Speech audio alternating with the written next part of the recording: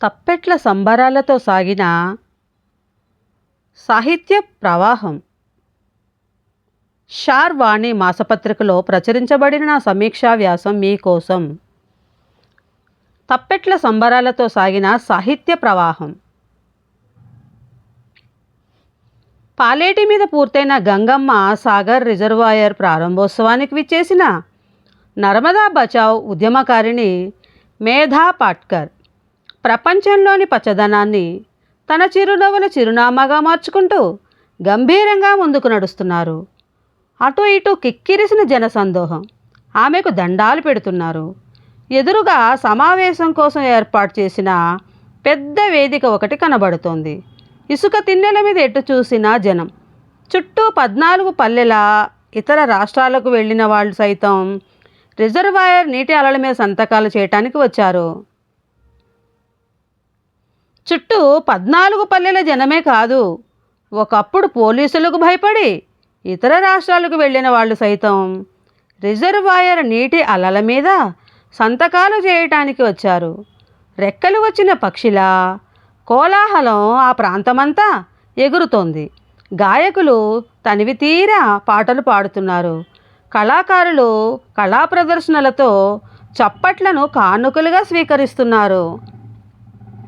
3 వరుసల తప్పెట్లు వరుసకు 10 లెక్కన కాళ్లకు గజ్జెలు కట్టి జజ్జెనక జజ్జెనక జజ్జెనక అంటూ నిలబడ్డ నేలను, పైనున్న ఆకాశాన్ని, రైమంటూ వీస్తున్న గాలిని, చుట్టూ ఉన్న జనాన్ని పులకరింపజేస్తూ దరువులతో కదులుతున్నారు.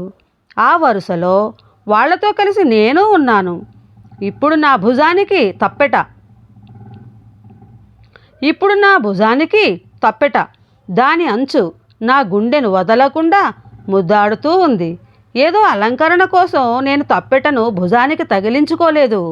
జజ్జెనక శబ్ద తరంగాల హోరులో నా భాగస్వామ్యాన్ని నమోదు చేసుకోవడానికి ఇష్టంగా తప్పెటను హుషారుగా వాయిస్తున్నాను.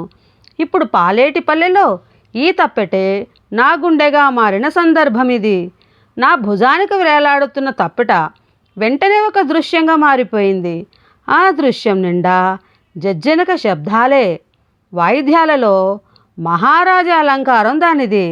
కుడి చేతిలో ఉన్న సిర, ఎడమ చేతిలో ఉన్న సిటికెన పుల్ల తప్పెట వంటిని తాకితే చాలు ఖంగుమంటూ శబ్దం అలల హోరుతో ఒక సంగీత సామ్రాజ్యం పరవళ్ళు తొక్కినట్లుగా ఉంటుంది.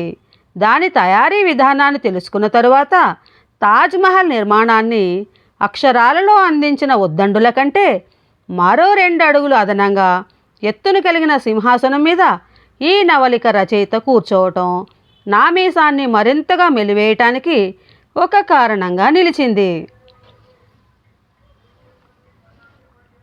అలా తప్పెటను వాయిస్తూ నేను వేదిక దగ్గరకు చేరుకోగానే ఈ నవలిక ముఖ్య పాత్రధారిణి గంగ అందరికీ నమస్కరిస్తూ కనిపించింది.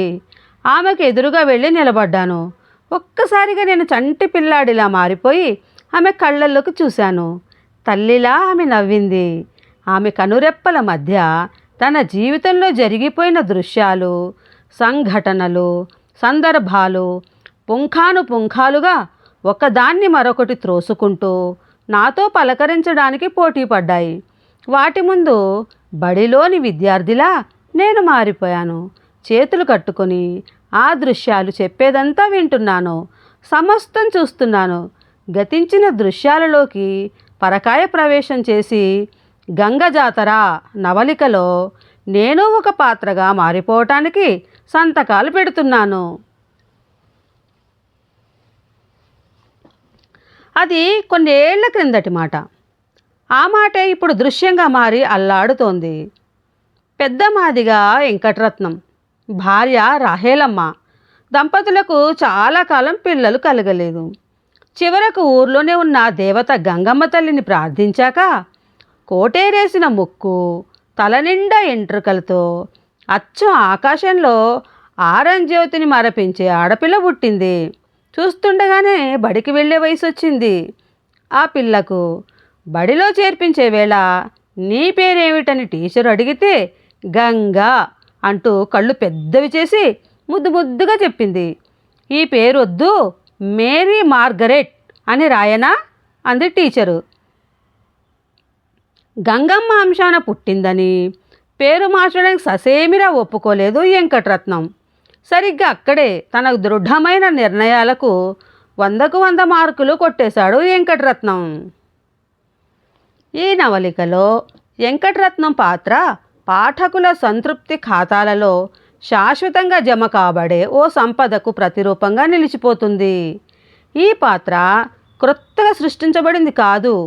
వాస్తవాన్ని మాట్లాడుకుంటే ఈ నవలికలోని ప్రతి పాత్ర, ప్రతి సన్నివేశం, ప్రతి సందర్భం, ప్రతి మాట, పాట సమస్తం సజీవంగా సమాజం నుండి ఆ జీవజలాన్ని రచయిత తన దోషిళ్లలోని నింపుకొని భక్తిపూర్వకంగా తన కళ్ళకద్దుకొని మనం ఇష్టపూర్వకంగా చదవటానికి చేసిన అక్షర విన్యాసాలే వాటి రూపాలు.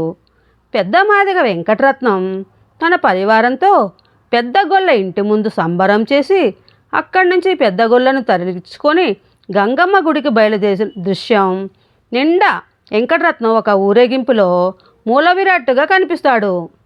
ఠీవిగా పంచెను కట్టి నిలువున కుంకుమ బొట్టు పెట్టి కొంగవాలు కత్తికి గుడ్డ చుట్టి చంకలు పెట్టుకొని కాళ్లకు గజ్జలు కట్టుకొని అడుగులేసే వెంకటరత్నం హిమాలయ పర్వతాల్లో తపస్సు చేసుకుంటూ జనవాహినిలోకి కదిలి వస్తున్న ఆది జాంబవుడిలా ఉంటాడు. జనం మధ్యలో నిలబడ్డ నేను తెలియకుండా కాదు, తెలిసే భక్తిపూర్వకంగా ఆ పాత్రను తల వంచి నమస్కారం చేశాను. వెంకటరత్నం తాలూకు వ్యక్తిత్వం ప్రపంచ పటానికే తలమానికంగా నిలిచిన ఈ నవలికలోని సందర్భాన్ని సగౌరవంగా వివరించడానికి నేను మీ ముందు నిలబడి ఉన్నాను. ప్రతి ఏడు ఆదునుకు పాలేటిపల్లకు వచ్చే ముందు పెద్ద మాదిగ వెంకటరత్నం మాదిగ కుల పెద్దలను అనుమతి కోరి వారి ఆజ్ఞల మేరకు చింతల తోపులో గుడారాలు వేసుకుంటారు. మామా అదునుకు వచ్చినం చల్లగా చూడాలి అంటూ తన 2 చేతులు పట్టుకున్న వాళ్ళ భుజాల మీద తన భరోసా కండువాను కప్పుతూ రండి రండోయ్, ఉన్న దాంట్లోనే అందరం కలవగంజి తాగుదాం అని పలికిన వెంకటరత్నం మాటలు సోషలిజం సిద్ధాంతంలోని ప్రతి పదానికి పట్టుచీర కట్టి సింగారించినట్లుగా ఉంది. సామ్యవాదాన్ని జీర్ణించుకున్న పాత్రగా వెంకటరత్నాన్ని తీర్చిదిద్దడంలో రచయిత ఆలోచన పరిధి అగ్రరాజ్యాల నేతలందరినీ వరుసలో నిలబెట్టి తాము బ్రతికితే చాలునని నిత్యం యుద్ధాలకు ఆజ్యం పోస్తున్న వాళ్ళ బుద్ధుల మీద కాండ్రించి ఉమ్మేసినట్లుగా ఉంది. తాను బ్రతికితే చాలుననుకుంటున్న ప్రతి మనిషికి వెంకటరత్నం పాత్ర ఒక పాఠం అవుతుంది. అందరూ అన్నింటినీ కలిసి పంచుకోవాలన్న నినాదం నిత్యం ఈ నవలికలోని ఈ దృశ్యం నుంచి మనకు వినిపిస్తూనే ఉంటుంది.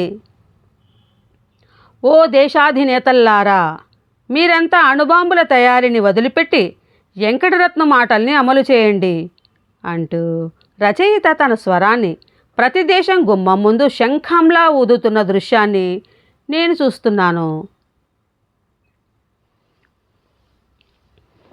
చాలా ఏళ్లుగా మహానగరంలో కాంక్రీటు వనాలలో బలవంతంగా బందీగా ఉంటూ ఇష్టమైన శ్వాసకు దూరమైన నన్ను ఈ నవలిక ఒక్కసారిగా మాదిగపల్లెలో అడుగులు వేసేలా చేసింది.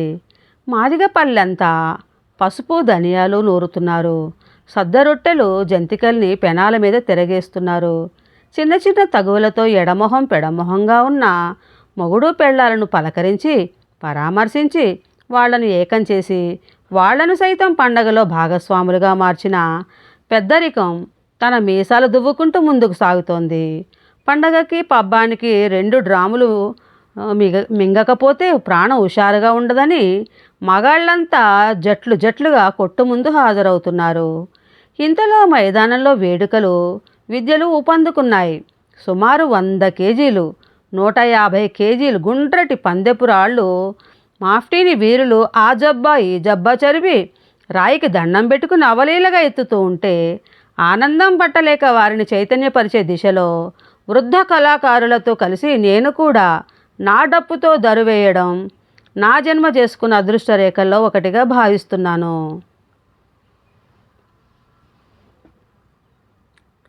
తెల్లారగానే సూర్యోదయం.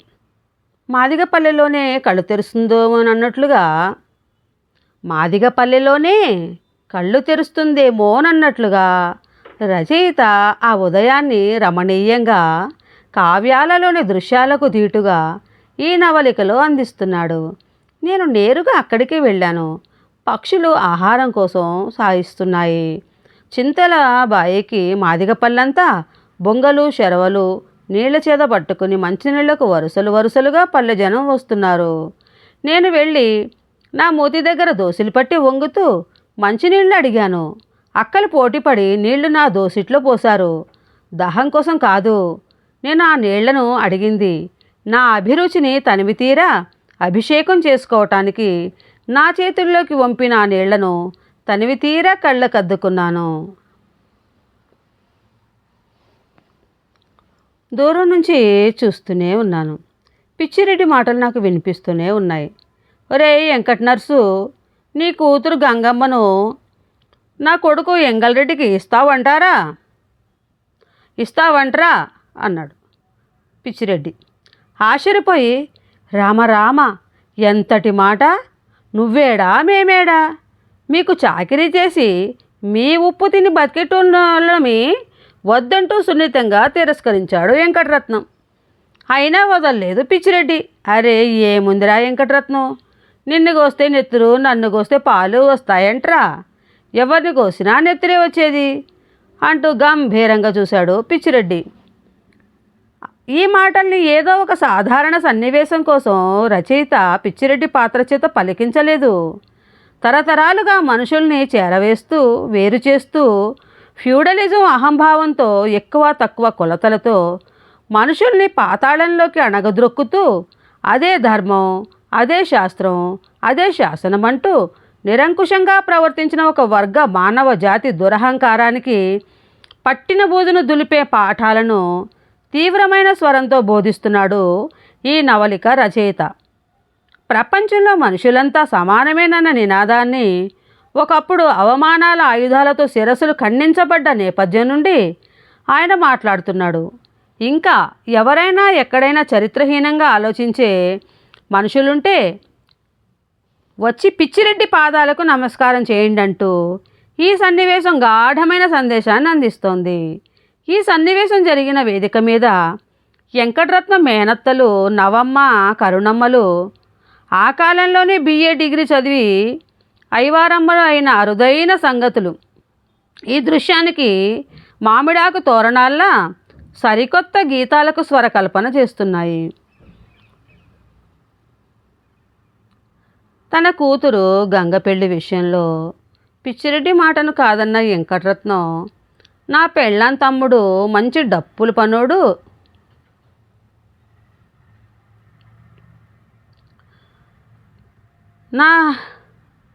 నా పెళ్ళాం తమ్ముడు మంచి చెప్పుల పనోడు, గొప్ప వాద్యకాడు.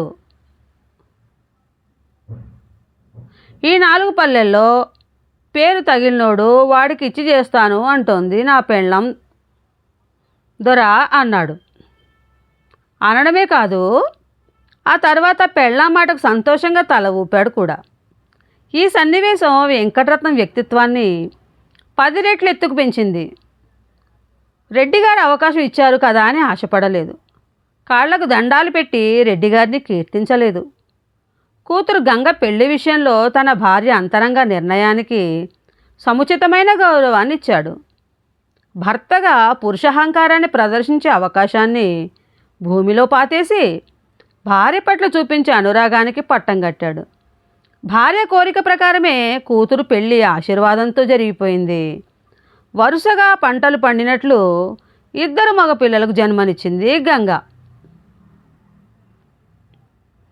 కాలచక్రంలో ఆ రోజు గంగ జాతర అంబరాన్ని తాకిన వేళ. తరతరాలుగా సాగుతున్న ఆధిపత్య పోరు, గ్రామ పెత్తందారుల రూపాల్లో ఆకలిగొన్న ఒక రాక్షస క్రీడకు ఆహారంగా పేద ప్రజల్ని పోలీసుల జులుం విస్తరిలో వడ్డించిన ఆ విందులో నమిలి విసిరేసిన ఎంగి ఇలా బొమికలవుతూ లాఠీ దెబ్బలతో రక్తాన్ని కార్చుకుంటూ దూసుకొచ్చిన బుల్లెట్లకు ప్రాణాలు కోల్పోతూ భయం గుప్పిట్లో ఆఖరి శ్వాస ఊపిరాడక దళిత జీవితాలు నిట్ట నిలువున విలవెల్లాడాయి. చరిత్రను నిరంతరం మైలపరుస్తున్న ఈ దుర్మార్గపు పైశాచిక చర్యను ఒక అద్భుతమైన చిత్రపటంలో అందించిన ఈ రచన ఎప్పటికీ కన్నీరును ఊరించే చలమగా మారిపోతూ ఉంటుంది.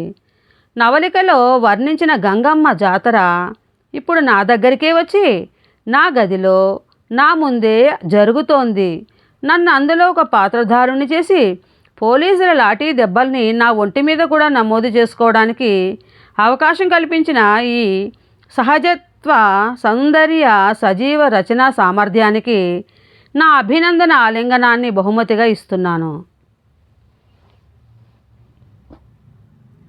కేసులు, దౌర్జన్యాలు, కాకి బట్టల వేధింపులు, జైలు శిక్షలు వీటికి సిద్ధం కాలేక ఊరు వదిలిపోయిన జనాల్లో ఆశీర్వాదం కుటుంబం కూడా ఒకటి. భార్య గంగతో 2 పిల్లల్ని వెంటబెట్టుకుని కైకలూరు రైల్వే స్టేషన్లో దిగాడు. చుట్టూ వాతావరణం గంగకు చాలా అయోమయంగా ఉంది. అక్కడే పనిచేస్తున్న తమ ఊరువాడైన రాముణ్ణి కలుసుకున్నారు. వాళ్ళని చూసి బిత్తరబోయాడు రాముడు. జాతరలో పెద్ద పులులు ఆడిన ఆటలో మాదిగపల్లె ఎలా పావులా మిగిలిపోయిందో, 2 ఆంబోతుల కొట్లాటలో ఒక లేగదూడలా మాదిగపల్లె ఎలా నలిగిపోయిందో, ప్రాణాలను అరచేతుల్లో పెట్టుకుని ఊరు వదిలి ఎలా పరిగెత్తుకుని వచ్చారో అధ్యాయాలుగా వివరించాడు ఆశీర్వాదం. అంతా విన్న రాముడు బ్రతకడానికి ఆసరా కల్పిస్తూ గంగిరేగి చెట్టు కింద చెప్పులు కుట్టే పని పెట్టుకున్నాడు. సారోళ్లకు చెబుతాను, దేవుడు మేలు చేస్తే నీకు ఉద్యోగం దొరకొచ్చు అంటూ రాముడు చెప్పిన ధైర్యం వరదలో కొట్టుకుపోతున్న ఆశీర్వాదానికి ఓ గడ్డి పరక ఆసరా దొరికినట్టయింది. ఈ దృశ్యాల నిండా మానవ సంబంధాల సువాసనను నింపడానికి రచయిత చేసిన ప్రయత్నం దూరంగా గుడిలో గంటలా మ్రోగుతోంది.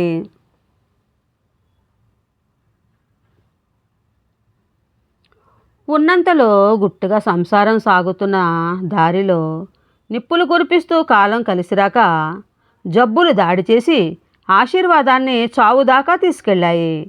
ఎగాదిగా శ్వాసతో ఎక్కిళ్ళిపోతున్న ఆశీర్వాదంకి మంచినీళ్లు గొంతులో పోసి తనతో తెచ్చిన తడిగుడ్డను ఒంటి మీద కప్పింది గంగ.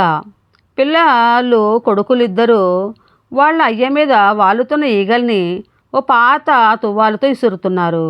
దిగులుగా చూస్తున్న గంగ కళ్ళల్లో దిగులు కట్టలు త్రెంచుకుంటోంది. ఈయనకేమైనా అయితే అవుతుందనే భయం ఆమెలో ఉంది.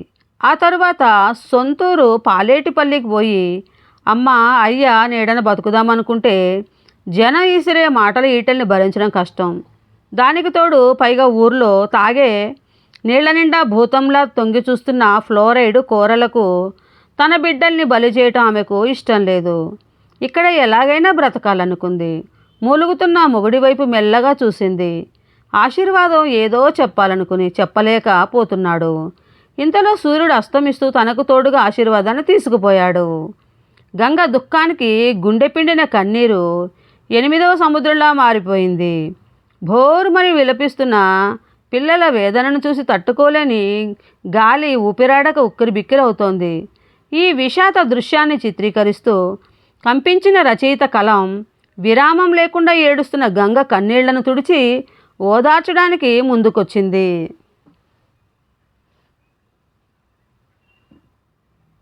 గంగ తనకు ఎదురైన విషాద నదీ ప్రవాహాలను ఈదుకుంటూ సర్వశక్తులను కూడగట్టుకుని తన జీవితానికి ఓటమి పొందే అవకాశాలను పూర్తిగా దూరం చేస్తూ తాను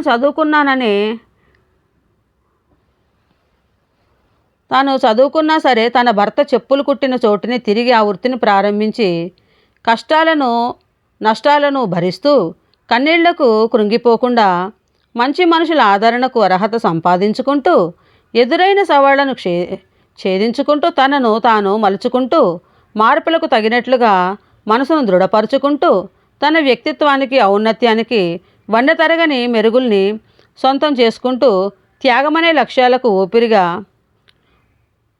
తానే నిలుస్తూ తాను బ్రతుకుతూ ఇతరులను బ్రతికిస్తూ అంచెలంచెలుగా ఎదిగి 1000 ఏళ్ళు బ్రతికితే ఒక మహావృక్షంలా బలమైన మనోధైర్యం వేళ్లతో నవలిక నిండా ప్రయాణించిన గంగ పాత్ర.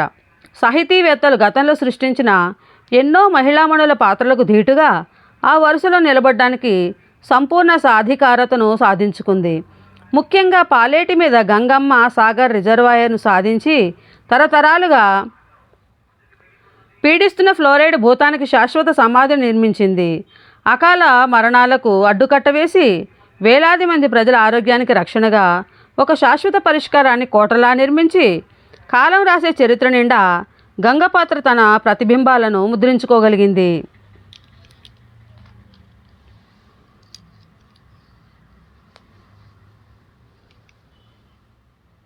ఈ నవలికలోని సంజీవి పాత్ర నిజంగానే ఈ రచనకు ఒక సంజీవిని లాంటిది. రచయిత తన భావాలను, ఉద్దేశాలను, ఆలోచనలను, తన జాతి కోసం నిర్దేశించుకున్న లక్ష్యాలను, అందుకు అవసరమైన పోరాటాలను సమస్తాన్ని సంజీవి పాత్రలో గుప్పించాడు. ఒక్క మాటలో చెప్పాలంటే రచయిత నేరుగా తన మనసును, తన రక్తాన్ని సంజీవి పాత్రలో ప్రవేశింపజేసి సన్నివేశాలను నడిపించాడు. ఈ రచనలో రాహేలమ్మ పాత్ర కూడా చాలా కీలకమైన దారుల్లో నడిచింది. వెంకటరత్నం పెద్ద మాదిగగా రాణించడానికి కావలసిన వాతావరణాన్ని సంసారంలో అందించిన ఆలి ఆమె.